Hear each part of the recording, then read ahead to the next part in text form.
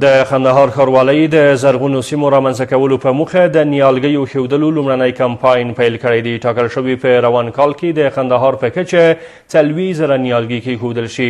د کندهار اوسیدونکي د نیالګیو له ایښودلو په هرکلي سره د دې نیالګیو پر ساتنې او خړوبولو ټینګار کوي. په کندهار ښار کې د نیالګیو ایښودلو کمپاین د دې کمپاین موخه په کندهار ولایت کې د زرغونتیا د کچې لوړول ښودل شوې ده. ټاکل شوی په دې لړ کې د کندهار ښار په بېلابېلو سیمو کې 40,000 میوه او غیر میوه لرونکي نیالګي کېښودل شي. راتلونکي کال چې څو ورځې بعده پیل کېږي دا 1404 کال دی. د دې کال لپاره موږ د ښار په مختلفو سیمو کې پلان لرو چې مختلفو سیمو زرغونې کړو، په مختلفو سیمو کې نهالان او زینتي ګلان کښېږدو. د دې کال لپاره په پلان کې لرو چې د 40,000 په شاوخوا کې مختلف مثمر او غیر مثمر نهالان د ښار په مختلفو سیمو کې کښېږدو.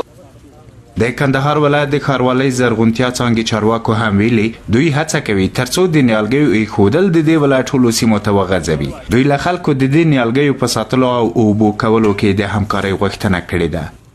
موږ د ښاروالۍ د خوا څخه چې موږ کوم طریقه ورته برابره کړې د خدمت هغه مو انشاءالله الرحمن په شپه او ورځ کې نه ده سپمولې.